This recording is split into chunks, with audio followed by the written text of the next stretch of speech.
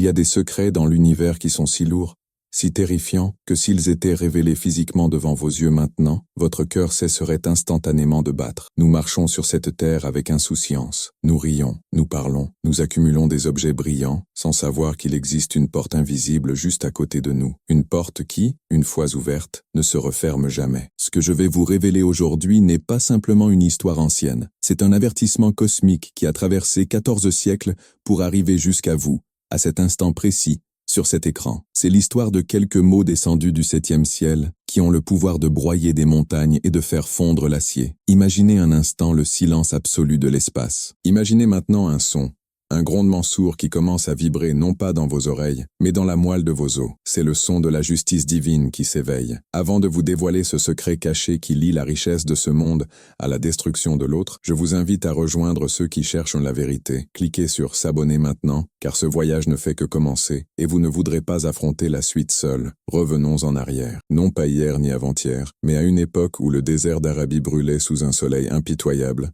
Une chaleur qui faisait mirer l'horizon comme de l'eau liquide. Nous sommes à la Mecque, la ville dorée, la ville des marchands, la ville de l'arrogance. C'est ici que tout a commencé, mais ne vous y trompez pas, ce n'est pas seulement l'histoire d'hommes en robe marchant dans le sable, c'est l'histoire de la nature humaine, de votre nature, de ma nature. Regardez bien cet homme qui marche dans les rues pavées autour de la Kaaba. Voyez-vous comment il marche? Il ne marche pas, il parade. Sa robe traîne au sol par orgueil, soulevant une fine poussière qui semble étouffer l'air autour de lui. Il est entouré de ses fils, de ses serviteurs, de ses admirateurs. Il possède des caravanes qui s'étendent à perte de vue, chargées d'or, d'épices, de soie. Son nom résonne comme une promesse de pouvoir. Il est intouchable, ou du moins, c'est ce qu'il croit. Cet homme et d'autres comme lui, des titans de la richesse comme Al-Walid ibn al-Mughira ou Umayya ibn Khalaf, avaient une habitude étrange, bizarre, qui peut sembler inoffensive à première vue, mais qui, aux yeux du Créateur des cieux et de la terre, est un crime plus grave que l'effondrement de l'univers. Lorsqu'il voya le prophète,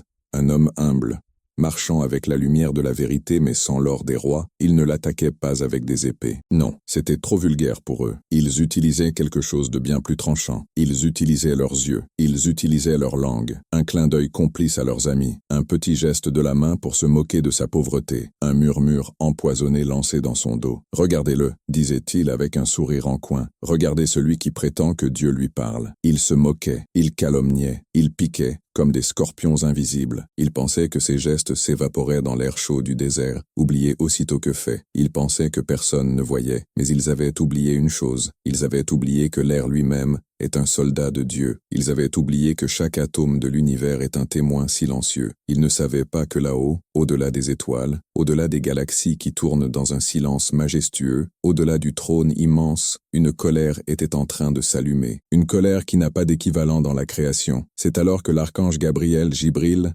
l'esprit fidèle, dont les ailes couvrent l'horizon d'est en ouest, est descendu. Il n'est pas descendu avec de l'eau pour apaiser, ni avec du vent pour rafraîchir. Il est descendu avec des mots lourds comme des planètes. Il est descendu avec Al-Humaza. Sentez-vous le poids de ce mot? Wail, le premier mot de cette révélation. Wailun li kulli humazatin lumaza, malheur. Mais malheur est une traduction trop faible, trop humaine. Le mot arabe wail est un abîme. Certains savants disent que wail est une vallée en enfer, si profonde qu'il faudrait 70 ans de chute libre pour en atteindre le fond. Une vallée si chaude, si terrifiante que l'enfer lui-même demande protection à Dieu contre elle chaque jour. Imaginez cela, le feu demande protection contre ce lieu. Et pour qui ce lieu a-t-il été préparé? Pour des meurtriers? Pour des tyrans qui ont brûlé des villes? Non, pour ceux qui font des clins d'œil, pour ceux qui murmurent, pour ceux qui se moquent. C'est là que le mystère s'épaissit et devient terrifiant. Pourquoi? Pourquoi une punition cosmique d'une telle ampleur pour de simples mots et des gestes moqueurs? C'est le secret que nous devons percer. C'est parce que le moqueur, celui qui pratique Al-Humaza et Al-Lumaza, ne s'attaque pas seulement à un homme, il s'attaque à la dignité que Dieu a conférée à l'être humain. En brisant le cœur d'un croyant par une moquerie, c'est comme s'il essayait de démolir la Kaaba pierre par pierre. L'arrogance de croire que l'on vaut mieux qu'un autre est la maladie originelle, celle-là même qui a fait tomber Iblis, le diable. Regardez encore cet homme riche dans le désert. Il rentre chez lui le soir. Il ouvre ses coffres. La lueur de l'or illumine son visage. Il compte son argent. Encore et encore. Jama'a malan wa addada. Il amasse la richesse et la compte sans cesse. Le rythme de ses pièces qui s'entrechoquent est la seule musique qu'il aime. Il est obsédé. Il pense que chaque pièce d'or est une brique de plus dans la forteresse de son immortalité. Yasabu anna malahu akhlada. Il pense, dans son délire, que sa fortune le rendra immortel. Il pense que la mort ne peut pas toucher un homme qui possède autant. Il pense qu'il peut acheter du temps. Il pense qu'il est un dieu sur terre. C'est une illusion d'optique spirituelle. C'est un mirage. Et c'est là que réside le véritable effroi. Nous sommes tous à un certain degré hypnotisés par ce mirage. Nous regardons nos comptes en banque, nos maisons, nos statuts sociaux, et nous nous sentons en sécurité. Nous nous sentons éternels. Mais la révélation arrive comme un coup de tonnerre pour briser cette glace. Elle nous dit « Kala, non ». Jamais. C'est un cri de réveil brutal. C'est le son de la réalité qui fracasse l'illusion. L'homme pense qu'il est protégé par ses murs et son or, mais il ne voit pas ce qu'il attend. Il ne voit pas Al-Hutama. Ce nom, à lui seul, devrait vous faire frissonner. Al-Hutama n'est pas un feu ordinaire. Ce n'est pas le feu de votre cuisinière, ni même le feu d'un volcan en éruption. C'est une entité vivante, affamée, intelligente. Le mot « Utama » vient d'une racine qui signifie « briser », fracassé, broyé en miettes. Ce n'est pas un feu qui brûle simplement la peau, c'est un feu qui écrase. Il ne laisse rien intact. Il transforme l'orgueil solide en poussière éparpillée. Imaginez l'univers comme une immense balance. D'un côté, il y a l'ego gigantesque de cet homme, gonflé par ses moqueries et son or. De l'autre côté, il y a la parole de Dieu. Lorsque la parole tombe, l'ego est pulvérisé. Le Coran ne raconte pas simplement l'histoire d'un homme mort il y a longtemps. Il parle de l'archétype du moqueur accumulateur qui existe en chacun de nous. À chaque fois que vous regardez quelqu'un de haut, à chaque fois que vous vous sentez supérieur parce que vous avez plus, vous mettez un pied dans l'ombre de la Hutama. Vous flirtez avec le désastre. Le désert de la Mecque, témoin de ces scènes, a gardé le silence. Les pierres ont écouté les moqueries. Le vent a porté les rires sarcastiques. Mais rien n'a été perdu. Tout a été enregistré dans un livre clair. Les anges à gauche et à droite n'ont jamais cessé d'écrire. Et c'est ce qui rend cette situation si angoissante. La précision absolue de la justice divine. Il n'y a pas d'oubli. Ce petit commentaire méchant que vous avez laissé sur Internet, enregistré. Ce regard de dédain vers une personne dans la rue, enregistré. Cette pensée arrogante en comptant votre argent, enregistré. Et soudain la perspective change. Nous ne sommes plus dans les rues de la Mecque. Nous sommes transportés à la fin des temps. Le ciel se déchire. Les étoiles tombent comme des feuilles mortes. La terre tremble de sa dernière secousse. Et cet homme, celui qui se croyait immortel grâce à son argent, se retrouve nu, seul, sans ses serviteurs, sans ses coffres, face à la réalité brute de la Hutama. Il réalise alors, avec une horreur qui glace le sang, que son argent n'était pas un bouclier mais un carburant, que ses moqueries n'étaient pas des paroles en l'air, mais des charbons ardents qu'il a lui-même allumés. Le mystère de cette sourate est profond. Elle relie deux choses qui semblent n'avoir aucun rapport, la moquerie sociale et le feu dévorant. Quel est le lien? Pourquoi la médisance mène-t-elle à un feu qui monte jusqu'au cœur? C'est parce que la moquerie vient d'un cœur froid, dur et arrogant. Et seul, un feu spécifique, un feu qui pénètre la chair pour aller chercher la source du mal dans la poitrine, peut purifier une telle souillure. C'est une chirurgie spirituelle d'une violence inouïe. Nous sommes au bord du précipice. Je vous ai parlé du contexte, de l'illusion de la richesse et de l'avertissement. Mais vous n'avez encore rien vu. Vous ne savez pas encore ce qu'est réellement la Hutama. Vous ne savez pas comment elle fonctionne, comment elle voit, comment elle enferme. Ce que je vais vous décrire dans le prochain chapitre dépasse l'entendement humain. C'est une description si précise, si scientifique et pourtant si surnaturelle qu'elle a laissé les plus grands savants en pleurs pendant des nuits entières. Nous allons entrer dans les détails de l'impossible. Nous allons voir ce que signifie un feu qui connaît les péchés. Êtes-vous prêts à regarder la réalité en face? Êtes-vous prêts à comprendre pourquoi les colonnes de feu sont étendues? Ce secret pourrait changer votre façon de vivre pour toujours. Et qui vous dira ce qu'est Al-Hutama? La question résonne dans le vide intersidéral. Wama adraka ma Al-Hutama. Lorsque le créateur de l'univers pose une question de cette manière dans le Coran, ce n'est pas pour demander une information. C'est pour signaler l'effondrement de la logique humaine. Il dit à son prophète, et à travers lui à nous tous, ton esprit, aussi vaste soit-il, ne peut pas concevoir cette réalité sans mon aide. C'est une technologie de punition qui dépasse les lois de la physique que nous connaissons. Ce n'est pas une invention de poète.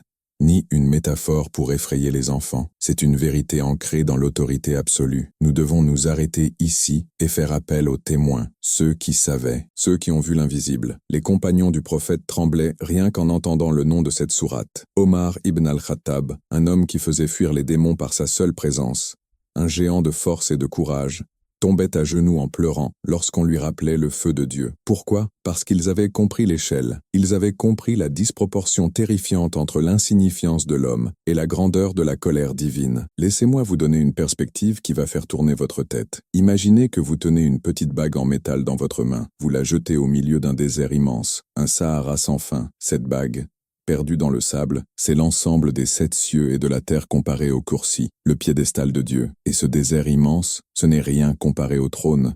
Le Arsh. Le trône est si gigantesque que le piédestal n'est qu'une autre bague perdue dans un autre désert encore plus vaste. Et maintenant, imaginez-vous, vous, petit être humain, fait d'une goutte de liquide, debout sur un grain de sable, gonflant votre poitrine, levant la tête et osant vous moquer des créatures de celui qui possède ce trône. Quelle audace, quelle folie suicidaire. C'est comme si une fourmi levait le poing contre une supernova. C'est là que réside le véritable conflit. Ce n'est pas un conflit entre un homme riche et un homme pauvre. C'est le conflit entre l'ego infinitésimal et la majesté infinie. Lorsque Al-Walid ou Umayya se moquaient, ils ne défiaient pas simplement Muhammad, ils défiaient Al-Jabbar, le contraignant. Ils défiaient Al-Kahar, le dominateur suprême. Ils pensaient que leurs murs de pierre et leurs gardes armés pouvaient les isoler. Mais ils avaient oublié que Dieu est plus proche d'eux que leurs veines jugulaires, et en même temps, infiniment au-dessus de leur compréhension. La révélation continue et lâche une bombe atomique théologique. Naru Allahi al-Muqada, le feu d'Allah allumé. Remarquez la possession. Dieu ne dit pas le feu, An-Nar. Il dit Naru Allah, le feu de Dieu. C'est la seule fois dans le Coran où le feu est directement attribué à Dieu de cette façon possessive. Qu'est-ce que cela signifie? Cela signifie que ce feu n'est pas un phénomène naturel, ce n'est pas une combustion chimique, c'est une manifestation directe de la volonté divine. C'est un feu VIP, un feu spécialisé, conçu sur mesure, nourri par la puissance du Créateur lui-même. Les savants de l'exégèse nous disent que ce feu est Al-Muqada, c'est-à-dire allumé éternellement. Il ne s'éteint jamais. Il a été allumé il y a des millénaires et on a soufflé dessus jusqu'à ce qu'il devienne rouge, puis blanc, puis noir. C'est un feu noir, obscur, ténébreux. Si une étincelle de ce feu tombait sur la terre aujourd'hui, elle brûlerait tout ce qui se trouve de l'Orient à l'Occident. Et pourtant ce feu attend. Il est patient. Il rugit de fureur, comme une bête en cage qui attend qu'on lui jette sa proie. Le prophète nous a dit que l'enfer se plaint à son Seigneur, disant « Ô Seigneur, mes parties se dévorent les unes les autres, tellement la chaleur est intense et la pression inimaginable. Et qui est la cible de cette arme cosmique? L'homme qui fait Hamz et Lamz, l'homme qui brise les cœurs. Vous devez comprendre la gravité spirituelle de la situation. Dans la balance cosmique, détruire la réputation d'un croyant est pire que de détruire la Kaaba. Oui, vous avez bien entendu. La Kaaba, la maison sacrée, pierre noire et tissu, est moins sacré aux yeux d'Allah que l'honneur d'un être humain. Alors, quand vous vous moquez, quand vous humiliez, vous déclarez la guerre à celui qui a créé cet honneur. Imaginez maintenant l'homme orgueilleux, celui qui se croyait grand. Il est jeté dans cette Utama, et soudain, la perspective de l'échelle change radicalement. Lui qui se voyait comme un géant parmi les hommes, il devient soudainement moins que rien, il est broyé. Le mot Utama implique une destruction qui ne laisse aucune structure intacte. C'est comme mettre un vase en cristal, sous une presse hydraulique de 1000 tonnes. Il n'y a pas de résistance possible. L'argent ne sert à rien. Les contacts ne servent à rien. Le prestige ne sert à rien. Il n'y a que lui et le feu de Dieu. Ce feu a une intelligence. Il ne brûle pas au hasard. Dans notre monde, le feu est aveugle. Il brûle le bois, la pierre, la chair sans distinction. Mais la Narula est sélective. Elle sait. Elle reconnaît, elle a des yeux spirituels. Elle regarde l'homme et elle dit « Je te connais, je t'ai vu quand tu as fait ce clin d'œil, je t'ai entendu quand tu as chuchoté cette calomnie, j'ai senti ton arrogance. » C'est une rencontre terrifiante entre le pécheur et sa punition. C'est personnel. Ce n'est pas une catastrophe naturelle anonyme, c'est une exécution ciblée. La terreur ici n'est pas seulement physique, elle est psychologique. C'est la terreur de se savoir totalement démasqué. Imaginez être nu sous un projecteur d'une intensité solaire, avec tous vos secrets, toutes vos petites méchancetés mesquines exposées, et une entité de feu pur qui vient vers vous non pas pour vous tuer, mais pour vous punir éternellement. Car c'est là le secret le plus effrayant. Dans la Utama, on ne meurt pas. La mort serait un cadeau, une libération, une miséricorde. Ils appelleront la mort, ils supplieront pour l'anéantissement. Ô Malik, que ton Seigneur nous achève. crieront-ils au gardien. Mais la réponse tombera, froide et implacable. Non.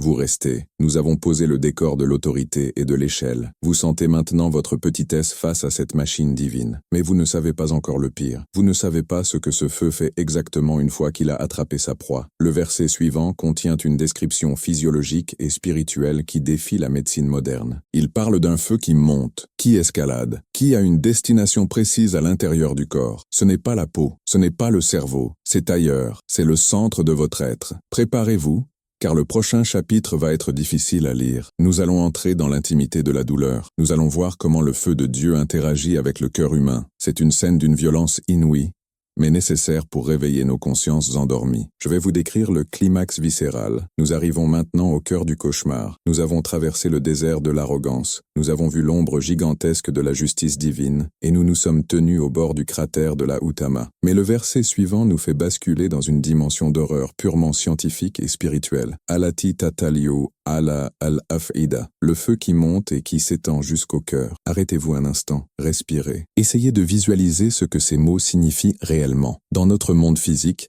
régi par les lois de la biologie, le feu a un cheminement logique. Si vous touchez une flamme, elle brûle d'abord la peau, puis la graisse, puis le muscle, puis les nerfs, et enfin l'os. Si un feu est assez intense pour atteindre votre cœur, vous êtes mort bien avant qu'il n'y arrive. Votre cerveau aura éteint les lumières, vous aurez perdu conscience. Le choc aura arrêté la machine. C'est une miséricorde de la biologie. Le corps s'éteint quand la douleur est trop grande. Mais ici, dans la dimension de la Utama, les lois de la biologie sont suspendues. La mort a été sacrifiée. Il n'y a pas d'évanouissement. Il n'y a pas de choc protecteur. Vous restez pleinement éveillé, hyper conscient, chaque nerf vibrant à une fréquence maximale. Le Coran utilise le mot tataliu. C'est un verbe agressif. Il signifie grimper, monter, découvrir, inspecter, conquérir. Ce feu n'est pas passif. Il se comporte comme une infection fulgurante, comme un prédateur qui escalade sa proie. Les savants expliquent que ce feu pénètre le corps sans endommager l'extérieur pour aller directement frapper sa cible, le cœur, ou bien il dévore tout sur son passage, régénérant la peau instantanément pour que la douleur ne cesse jamais, jusqu'à ce qu'il atteigne le sanctuaire intérieur. Mais pourquoi le cœur? Pourquoi al-af'ida? Pourquoi pas le cerveau, le siège de la pensée? Pourquoi pas la langue? L'instrument de la moquerie, c'est ici que le secret se dévoile. Le cœur, dans la vision coranique, n'est pas seulement une pompe à sang, c'est le trône de l'âme, c'est le centre de commandement, c'est là que réside l'intention. C'est dans le cœur que l'homme riche a décidé de se sentir supérieur. C'est dans le cœur qu'est né le mépris avant même qu'il ne devienne un clin d'œil. C'est dans le cœur qu'il a caché sa haine, sa jalousie, son orgueil. Le cœur était le coffre-fort de ses péchés secrets. Il pensait que personne ne pouvait voir à l'intérieur de sa poitrine. Il souriait en public, mais son cœur était noir de dédain. Alors, la justice divine envoie un châtiment qui voit ce qui est caché. La Utama agit comme un scanner spirituel ultra-violent. Elle ignore la surface et fonce droit sur la source du mal. Imaginez un rayon laser intelligent qui traverse la cage thoracique pour aller brûler précisément l'endroit où vous avez ressenti cet orgueil. C'est une douleur ciblée. Le feu dit au cœur, « Je te tiens, je suis ici pour ce que tu as caché ». C'est une scène d'une violence inouïe. Imaginez la sensation du feu qui enveloppe l'organe qui bat dans votre poitrine. Le cœur bat la chamade, non pas par amour ou par effort, mais par terreur, panique, et à chaque battement, il aspire du feu. Le sang qui circule devient comme du plomb fondu. La chaleur ne vient pas de l'extérieur, elle irradie de l'intérieur. Vous devenez votre propre fournaise. Et le plus terrifiant, c'est la solitude de cette douleur. C'est une souffrance interne, intime, viscérale. Personne ne peut l'entendre comme vous la ressentez. C'est un dialogue hurlant entre votre ego et la colère de Dieu. Ce feu est décrit comme un feu qui monte. Il grimpe le long des jambes, le long du torse, jusqu'à la gorge, et il engloutit le cœur. Les commentateurs disent que le feu monte jusqu'à la gorge, mais ne tue pas, et redescend pour tout recommencer. C'est un cycle éternel de montée et de descente. Une marée de lave vivante à l'intérieur du corps humain. Pensez à l'homme qui comptait son argent, Adada. Il aimait les chiffres, les cycles, l'accumulation. Maintenant, il a un autre type d'accumulation, l'accumulation de la douleur, vague après vague, sans fin. Rappelez-vous de l'échelle cosmique dont nous avons parlé. Nous sommes petits, si petits, et pourtant notre capacité à souffrir est immense. Dieu a créé l'être humain avec une résilience effrayante pour l'au-delà. Ce cœur qui, sur Terre, pouvait se briser pour une rupture amoureuse ou s'endurcir par cupidité, devient le centre d'un événement cosmique. Le feu de la Utama est fasciné par ce cœur corrompu. Il veut le purifier par la la force, car rien d'autre n'a pu le faire plier. Les rappels n'ont pas marché, la douceur n'a pas marché, les avertissements n'ont pas marché. Il ne reste que le feu, et il y a un détail sensoriel que vous ne devez pas manquer. Le silence. Pas le silence de la paix, mais le silence de l'étouffement. Quand on souffre à ce point, on ne crie plus. Le souffle est coupé, le cœur est comprimé. C'est une agonie muette. C'est l'image de l'homme qui se moquait bruyamment dans les assemblées,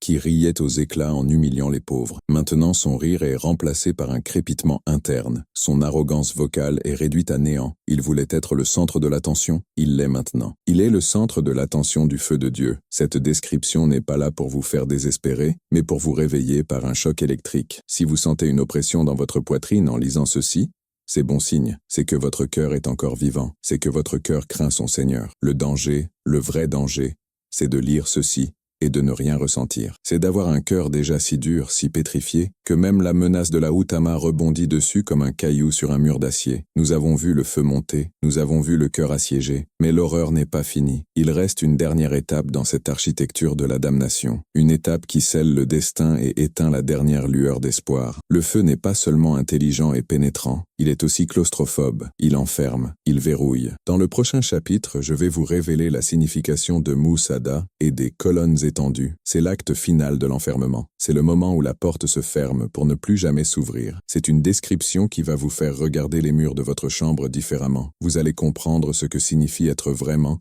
totalement, absolument piégé. Le silence retombe, mais ce n'est pas le silence du repos, c'est le silence de la tombe. Imaginez le son le plus terrifiant que l'oreille humaine puisse percevoir. Ce n'est pas une explosion, ce n'est pas un cri, c'est un clic, le son métallique, lourd, définitif d'un verrou qui se ferme, le son d'une clé qui tourne dans une serrure gigantesque et qui est ensuite jetée dans le néant. C'est ce son-là qui marque le début de la véritable folie. Nous arrivons au verset qui scelle le destin, le verset qui enlève l'oxygène de la pièce. Innaha alayhim mursada. Elle se refermera sur eux. Analysez ce mot, mursada. En arabe ancien, on utilisait ce terme pour décrire une porte que l'on bloquait, que l'on murait, que l'on scellait pour s'assurer que rien, absolument rien, ne puisse en sortir. Ce n'est pas une simple porte de prison avec des barreaux à travers lesquels on peut voir la lumière ou passer une main. Non, c'est une voûte hermétique, c'est un coffre-fort, c'est une cocotte-minute cosmique. Rappelez-vous de notre homme riche, le calomniateur. Qu'aimait-il le plus sur terre? Il aimait ses coffres, il aimait fermer ses portes à double tour pour protéger son or, il aimait l'intimité de son opulence. Il ne voulait pas que les pauvres voient ce qu'il avait. Il se construisait des murs pour se séparer des autres. Eh bien, Dieu lui donne exactement ce qu'il a voulu, mais sous la forme d'un cauchemar inversé. Il aimait enfermer, il sera enfermé. Il aimait être séparé, il sera isolé. C'est la justice poétique la plus cruelle et la plus parfaite qui soit. Il est maintenant la pièce d'or enfermée dans le coffre-fort de l'enfer. Mais il y a une dimension physique à cette clôture, Musada,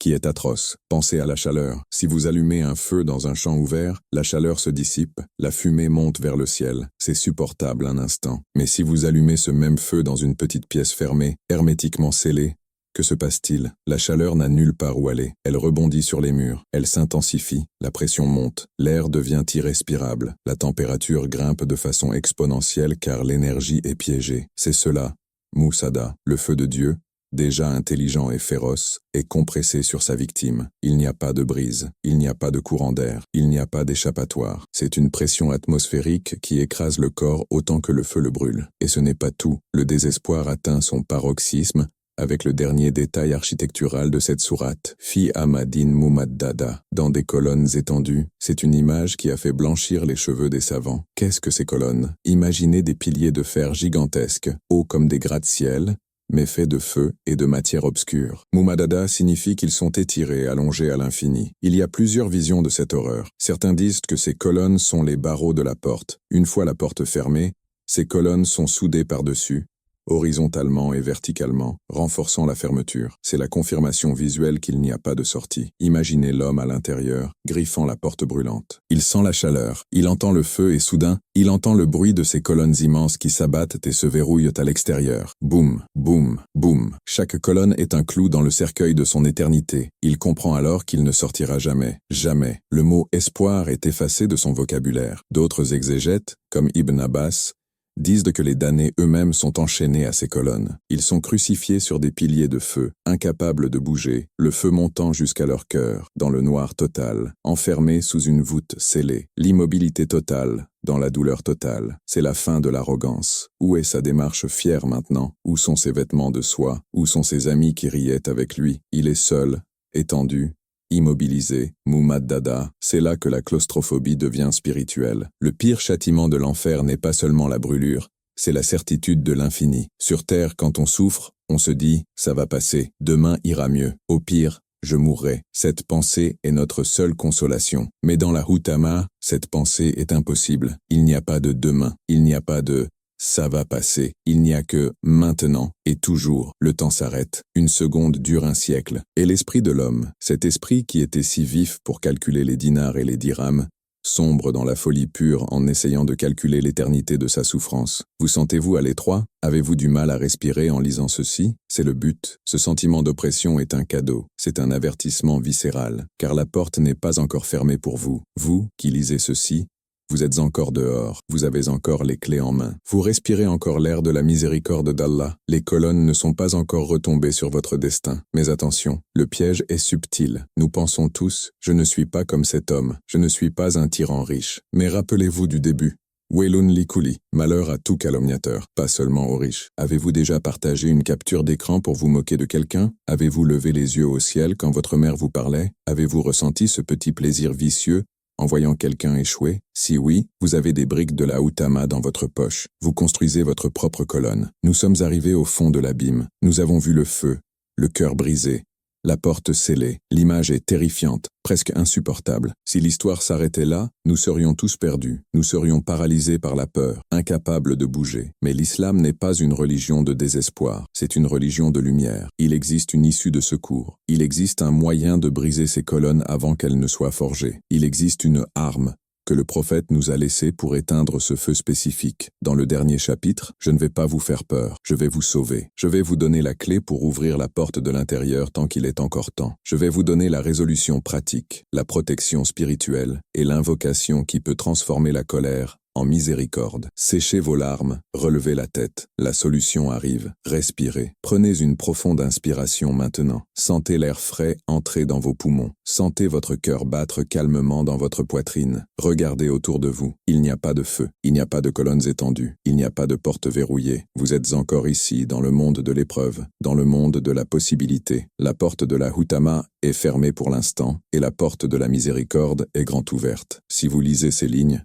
c'est qu'Allah, le Seigneur des mondes, vous aime. Oui, il vous aime, car il ne vous a pas laissé marcher aveuglément vers le précipice. Il vous a envoyé cet avertissement brutal, non pas pour vous écraser, mais pour vous secouer, pour vous réveiller avant qu'il ne soit trop tard. C'est un acte d'amour suprême que de crier « Attention !» à quelqu'un qui marche vers une falaise. Nous avons traversé l'horreur ensemble. Nous avons vu le destin des moqueurs et des accumulateurs. Mais maintenant, il est temps de construire le bouclier. Il est temps de forger la clé qui vous permettra d'échapper à ce destin. L'islam n'est pas une impasse, c'est une issue de secours. Et le remède est aussi précis que la maladie. Si la maladie est l'arrogance de la langue et l'avidité du cœur, le remède est l'humilité et le don. Le premier antidote est une arme que vous portez toujours sur vous, mais que vous utilisez rarement pour vous défendre. Le silence. Le prophète, que la paix et le salut soient sur lui, nous a donné une garantie qui vaut plus que tout l'or de la terre. Il a dit, « Celui qui me garantit ce qu'il a entre ses mâchoires et ce qu'il a entre ses jambes, je lui garantis le paradis. » C'est aussi simple et aussi difficile que cela. La prochaine fois que vous aurez envie de faire une blague méchante, de partager un commérage, de lever les yeux au ciel, souvenez-vous de la Huttama. Souvenez-vous du feu qui monte au cœur. Avalez votre salive. Taisez-vous. Ce silence sera votre bouclier. Ce moment où vous retenez une insulte est plus lourd sur la balance divine que des montagnes d'or. Vous venez d'éteindre une étincelle de l'enfer avec une goutte de patience. Le deuxième antidote s'attaque à l'avidité, à ce « jamma amalan wa adada ». C'est la sadaka, l'aumône, mais pas n'importe laquelle. L'aumône qui fait mal à votre ego. L'homme de la sourate pensait que son argent le rendrait éternel. La vérité, c'est que la seule partie de votre argent qui devient éternelle, c'est celle que vous donnez. Ce que vous gardez pourrit, ce que vous donnez reste. Pour briser les chaînes de l'avarice qui mènent aux colonnes étendues, vous devez habituer votre main à donner. Donner, même si c'est peu. Donner pour purifier votre cœur de l'amour excessif des choses. Lorsque vous donnez une pièce à un pauvre, Imaginez que vous achetez votre liberté. Vous payez la rançon de votre âme pour qu'elle ne soit jamais enfermée. Mais que faire si le mal est déjà fait? Que faire si vous avez déjà moqué? Si vous avez déjà blessé? Si vous avez déjà accumulé avec arrogance? Est-ce fini? Non, jamais. Tant que vous respirez, il y a le tauba, le repentir. Et voici le secret que Satan ne veut pas que vous sachiez. Allah est Al-Ghaffar, le grand pardonneur. Il est plus miséricordieux envers vous que ne l'est une mère envers son nourrisson. Si vous vous tournez vers lui maintenant, à cet instant précis, avec un cœur brisé, avec des larmes sincères, il ne se contente pas d'effacer vos péchés, il les transforme en bonnes actions. C'est une alchimie divine. Imaginez une larme, une seule petite larme de regret qui coule sur votre joue parce que vous avez peur de lui et que vous regrettez vos moqueries passées. Cette larme, aux yeux des anges, est un océan capable d'éteindre les feux de la Hutama. Le feu ne touche pas l'œil qui a pleuré par crainte d'Allah. C'est votre protection ultime. Ne laissez pas votre fierté vous empêcher de pleurer. Pleurez vos fautes. Demandez pardon à ceux que vous avez blessés. C'est dur, oui. Aller voir quelqu'un et dire « Pardonne-moi, j'ai été arrogant », c'est comme avaler du verre pilé pour l'ego. Mais c'est mieux que d'avaler le feu de Dieu. Humiliez-vous ici, et il vous élèvera là-bas. Et maintenant, je vais vous donner une invocation, une arme spirituelle à utiliser chaque jour. Ne la lisez pas simplement, sentez-la, laissez-la vibrer dans votre poitrine, là où le feu aurait dû monter. Dites « Allahumma ajirni min an-nar » « Oh Allah, sauve-moi du feu. » Dites « Seigneur, purifie mon cœur de l'orgueil et de la médisance. Fais de moi une source de paix et non une source de douleur. Ne me laisse pas être de ceux qui brisent les cœurs, mais de ceux qui les réparent. » Nous arrivons à la fin de ce voyage. Vous possédez maintenant un savoir lourd. Vous connaissez le secret d'Al-Humaza. Vous savez ce qui se cache derrière les murs de l'insouciance. Ce savoir est une responsabilité. Vous ne pouvez pas fermer cette page et retourner à votre vie comme si de rien n'était. Il y a des millions de gens dehors, vos amis, votre famille, vos collègues, qui marchent en riant vers le cratère, qui amassent tes comptes, qui font des clins d'œil moqueurs, totalement ignorants du feu intelligent qui les attend. Allez-vous les laisser tomber? Allez-vous garder ce gilet de sauvetage pour vous seul? La plus grande forme de gratitude pour avoir reçu cet avertissement est de le partager. Partagez ce message. Envoyez ce rappel. Ne le faites pas pour les likes, ne le faites pas pour la gloire. Faites-le comme une sadaka jariya, une aumône continue. Peut-être que grâce à votre partage, une seule personne arrêtera de médire ce soir. Une seule personne demandera pardon. Et cette unique action causée par votre clic pourrait être le bouclier qui s'interposera entre vous et la Hutama au jour du jugement. Imaginez le jour où les colonnes s'étendront, voir une montagne de bonnes actions que vous ne reconnaissez pas. On vous dira, c'est parce que tu as partagé l'avertissement et que d'autres se sont repentis grâce à toi. Soyez ce héros invisible, soyez la cause de la miséricorde pour quelqu'un d'autre. Le choix est maintenant entre vos mains. La porte est devant vous. Allez-vous l'ouvrir pour sauver les autres ou allez-vous garder le silence? Que la paix d'Allah soit sur ceux qui suivent la guidée et qu'il nous préserve tous, vous et moi, de l'obscurité de la Hutama. Amin. Partagez maintenant. C'est votre tour de parler.